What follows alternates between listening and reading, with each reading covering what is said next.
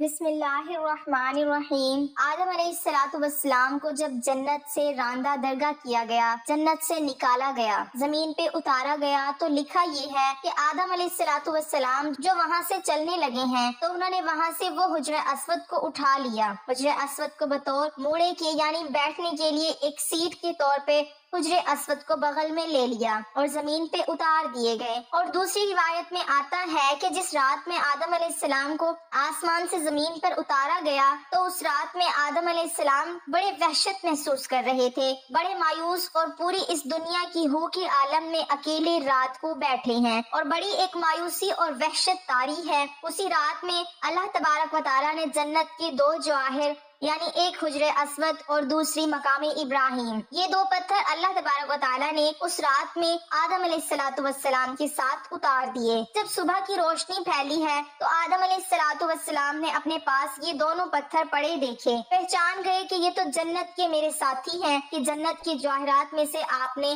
دونوں کو لے کے سینے سے لگا کے ان کو بغل گیر ہو گئے۔ اس سے تسکین حاصل کرنے لگے کہ یہ وہ جنت کا ایک سامان میرے ساتھ آ گیا ہے۔ اس طریقے سے اللہ نے ان دونوں پتھروں کو زمین پر اتارا۔ اور عجیب بات ہے، ایک حدیث میں آتا ہے کہ آدم علیہ السلام جو حجرہ اسود لے کر آئے تھے، اصل میں حجرہ اسود ایک فرشتہ تھا۔ جب آدم علیہ السلام کو جنت میں اللہ تبارک و تعالیٰ نے آباد کیا، ایک فرشتے کی نگرانی لگا دی کہ آدم علیہ السلام کی نگرانی کرے کہ وہ ان تمام کی تمام جنتی ان کے لیے مباح ہے، لیکن یہ جو ایک درخت ہے، اس درخت کے کھانے سے ان کو منع کیا گیا ہے، تو تم اس کی نگرانی کرتے رہو کہیں آدم علیہ السلام اس درخت کا پھل نہ کھائیں۔ چنانچہ یہ فرشتے وہ آدم علیہ السلام کی نگرانی کرتا رہا تو آدم علیہ السلام بھی محتاط رہے اور جنت کے اندر وقت گزرتا رہا۔ جب اللہ تبارک و تعالیٰ کو تکوینی طور پر منظور تھا کہ آدم علیہ السلام پھل کھائیں اور پھر آگے سارا پڑوسی جو ہوا، تو یہ تکوینی نظام ہے، اللہ کے ہاں یہ ہونا تھا، یہ مقدر تھا۔ تو اللہ تبارک و تعالیٰ نے آدم علیہ السلام سے اس فرشتے کو اوجھل کر دیا، یعنی آدم علیہ السلام کو فرشتہ دائیں بائیں کہیں نظر نہیں آیا۔ تو جب یہ آدم علیہ السلام کو پھل کھانے کا موقع آیا تو انہوں نے آگے بڑھ کے اس پھل کو کھا لیا۔ جیسے ہی پھل کھایا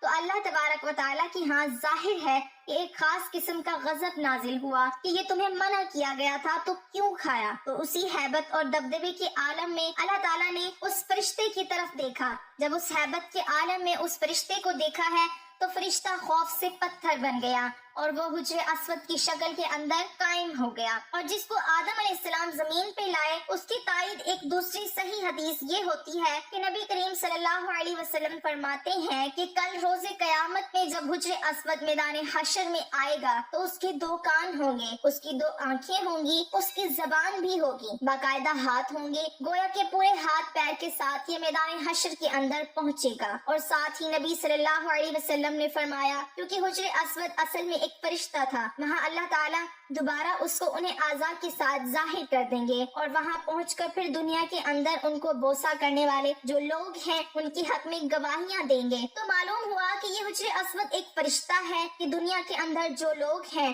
جو اس کو بوسہ دیتے ہیں اور وہ تختی پر نوٹ ہو جاتا ہے کہ اس آدمی نے مجھے بوسہ دیا، اس کے گناہ معاف کر دیے گئے، تو کل روز قیامت میں وہ اس کی گواہی دے گا۔ اور مزے کی بات ہے کہ دنیا کے اندر ایک بہت بڑے محدث گزرے ہیں، وہ یہ کہتے ہیں کہ مکہ کے اندر حرم میں حجرہ اسود کے قریب، کعبہ کے قریب ایک عرصہ تک رہا تو میں نے ایک مرتبہ عجیب منظر دیکھا کہ یہ حجرہ اسود وہاں سے نکلا اور اس کے دونوں ہاتھ تھے، پیر بھی تھے، اس کے کان اور پوری ایک انسانی شکل میں نکلتا ہے۔ وہ نکلا اور کافی دور تک ٹہلتا ہوا اور دوبارہ اسی جگہ قائم ہو گیا اور اسی طرح پتھر کی شکل اختیار کر دی۔ اس روایت سے تائید ہو گئی ہے کہ جو اس بہت بڑے محدث نے یہ نظارہ دیکھا تو معلوم ہوا ہے، حدیث میں آتا ہے کہ جب حجرہ اسود کو کوئی حج یا عمرہ کرنے والا بوسہ دیتا ہے تو حقیقت میں وہ اللہ سے مصافحہ کرتا ہے، اللہ سے سلام کرتا ہے، تو سلام کرنے کے نتیجے میں اللہ تعالیٰ اس کے سارے گناہوں کو معاف کر دیتے ہیں، جیسے خود دو ایمان والے جب آپس میں ایک دوسرے سے مصافحہ کرتے ہیں۔ حدیث میں آتا ہے کہ ان دونوں کے الگ ہونے سے پہلے، ان کے مسافے الگ ہونے سے پہلے اللہ گناہ معاف کر دیتے ہیں۔ تو وہاں حجرہ اسود کو مصافحہ گویا کہ اللہ سے مصافحہ ہے، تو اللہ سے مصافحہ اور گناہ معاف نہ ہو یہ کیسے ہو सकता है। इससे अल्लाह ताला गुनाहों को मुआफ कर देते हैं। तो ये हुज्र अस्वद वो फरिश्ता है जो हर बोसा देने वाले की तफसीलात को नोट कर लेता है। तो अल्लाह से दुआ है कि अल्लाह ताला हमें हुज्र अस्वद का सलाम और उसका बोसा लेने की सादत नसीब फरमाए।